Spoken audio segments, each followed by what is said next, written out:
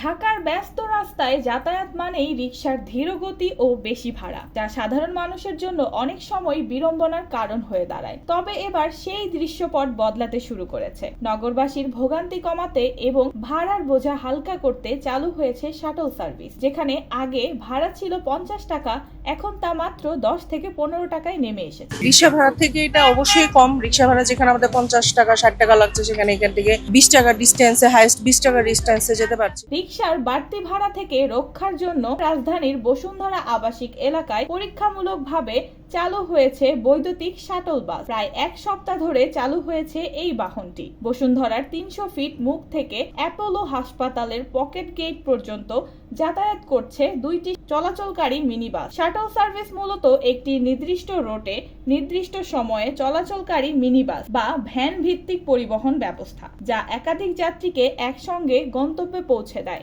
এতে যেমন সময় বাঁচছে, তেমনি ভাড়াও তুলনামূলকভাবে অনেক কম।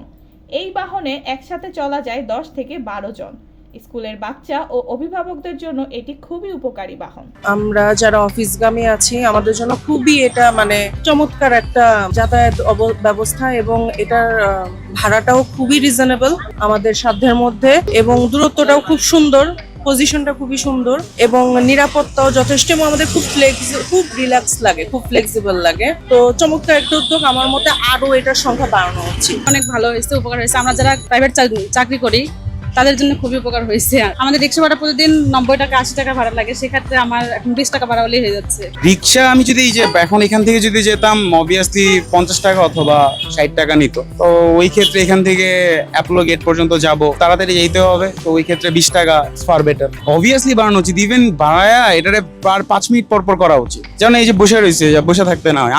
আমার তো তাড়াহুড়া, বাট এখানে এটা না ভরলে তো এটা যাবে না। 3 ঘন্টা 4 ঘন্টা লাগে চার্জ হইতে, 70 কিলো চলে। আর ভাড়ায় নিতে আছে আপনার 300 ফিট থেকে অ্যাপোলো গেট পর্যন্ত 20 টাকা।